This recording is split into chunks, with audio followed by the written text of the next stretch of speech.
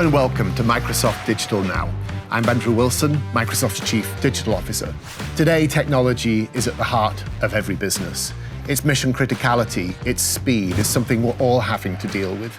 On this series of conversations, I'm looking forward to speaking with friends, industry leaders, both within Microsoft and across the industry, about how they're tackling digital and wider business transformation. So let's get to it.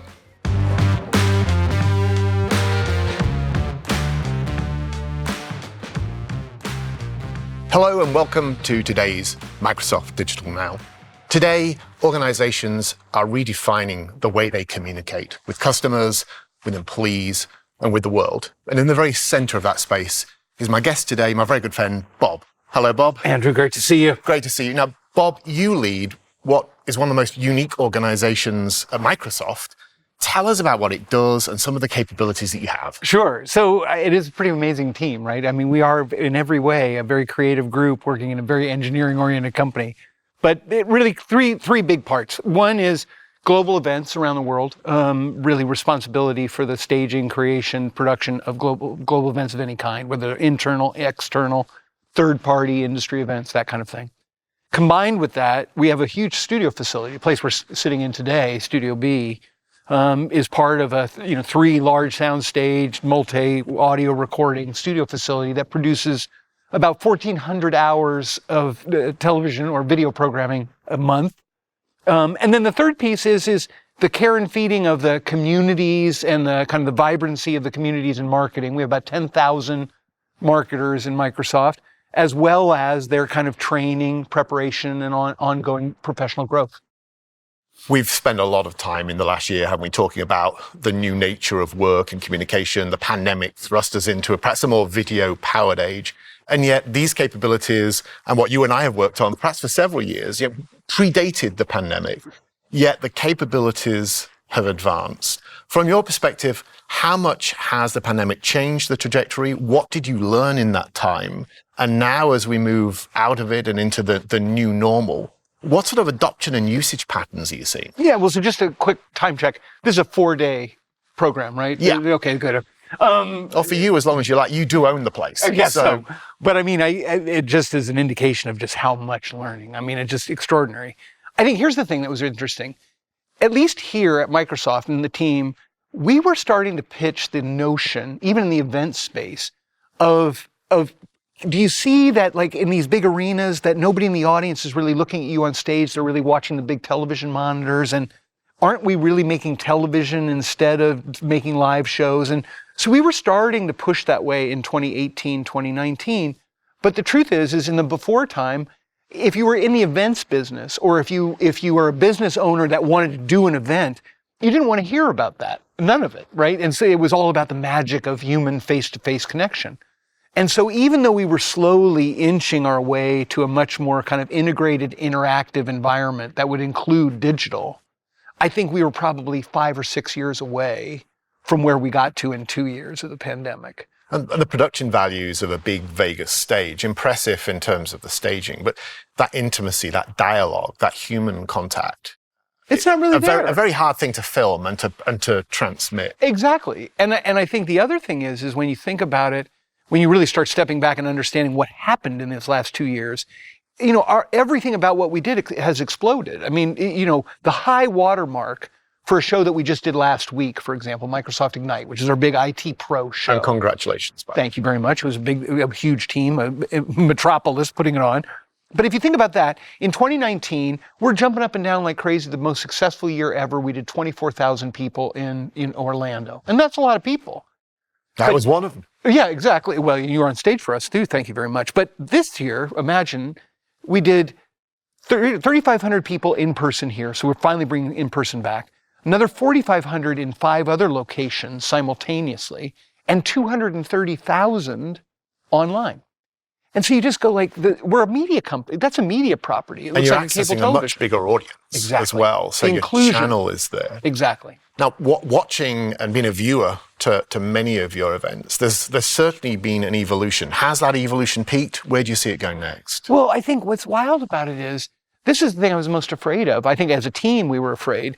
last week, would it was the digital appetite over, right? Like, would it all fall off? And that was kind of our darkest fear, was be like, oh, we got a lot of people to come in person, but we only had 25,000 people registered. And so this idea of no real diminishing appetite for the inclusion of the digital delivery, to me, is a hugely encouraging thing, because it says that we're going to maintain that scale and we're going to keep evolving this digital core. But the idea of now activating in person and bringing the best of that face-to-face back, not in a single location where you're trying to get 25,000 people to one location in Las Vegas or Orlando, but rather do it regionally in smaller numbers. But you still get the best of that in-person, kind of interaction, while not losing the scale or the inclusion of the digital delivery, which is, I think, kind of the next big frontier of kind of innovation for the next 2 or 3 years in this business. You're very much bringing the hybrid event alongside hybrid work. Exactly. And demonstrating what tech can do. Now, on that tech front, how much has tech evolved? What is it giving you as the chief practitioner today that's helping? And where are perhaps some of the gaps that you're challenging tech that it needs to fill to move us forward? It's great. It's a great question. So, we're very fortunate that we work here at Microsoft, right? And at the beginning... And you have some influence. A little bit. I'm told. And I think I would argue that we have more influence now 2 years later than we'd had even 2 years ago. But we made a really concerted decision when we decided to stop doing in-person events and focus only on the digital, to say, kind of come hell or high water, we're going to use Microsoft technologies. And if something was falling short, like in the registration space, for example, look at Teams 2.5 years ago, it was built to be a kind of an interior tool, right, at a corporation. It was not really built at all or architected to understand the notion of, like, kind of remote registration or bringing people in. In fact, being the streaming platform, really. Right, exactly. And then this idea of turning like a Teams client into an interactive television client for all intents and purposes when you think about it. So we really had to make, we cobbled together stuff at the beginning, and I think our platform even now is a combination of Teams, Azure Media Services, and a couple third-party services, one for chat and emoji generation in our keynote speeches, and another one for registration. But now there really is kind of a platform for the creation of large-scale global events that in a very real way, we think of ourselves as customer zero at Microsoft.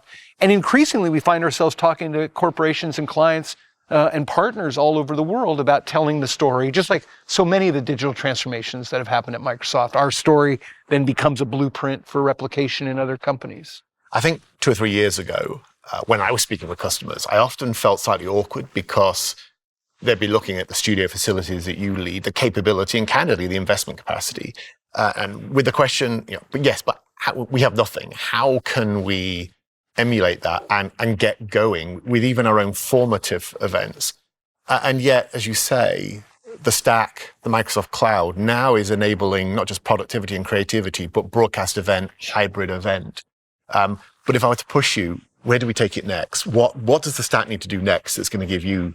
Well, honestly, I think what we're seeing more and more is the next set of articulated tools for interactivity, right? I mean, we haven't even begun to really scratch the surface of the capabilities we have today. We talk about it all the time. Everybody goes, oh, chat's running next to the video. It's like, yes, but we're still not writing presentations to be informed by that level of interactivity with an audience.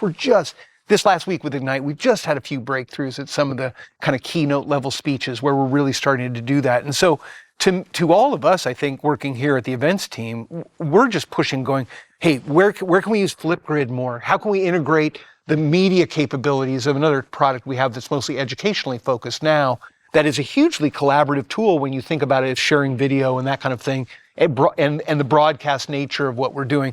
So on each of these fronts, chat, emojis, video sharing, all the habits that our audiences are used to through social media and the internet, I think using those to exploit and create a shared space of digital attendees and in-person attendees, that is a very rich territory, I think, for kind of ongoing growth. And like I say, I think there's a couple of years of that kind of apprenticeship and that interactive storytelling, that immersive kind of engagement that is completely compelling now and for the next couple of years, but also all accrues to what we'll all be doing in the next 3 or 4 years, which is, programming and creating stories in the metaverse in some form or fashion.